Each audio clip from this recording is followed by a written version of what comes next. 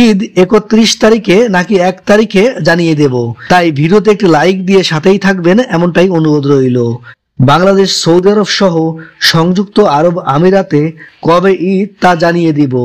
সংযুক্ত আরব আমিরাতে পবিত্র ঈদ উল ফিতরের সম্ভাব্য তারিখের কথা জানিয়েছে দেশটির জ্যোতির্বিজ্ঞান বিভাগ।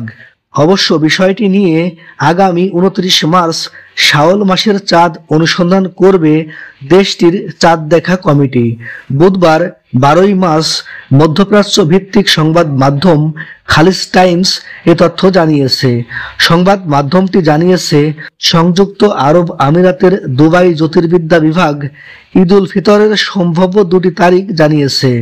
সংস্থাটি জানিয়েছে, আরব আমিরাতে 30 মার্চ শাওয়াল মাসের চাঁদ দেখা যেতে পারে, আর 31 মার্চ পালিত হতে পারে পবিত্র ঈদ উল ফিতর।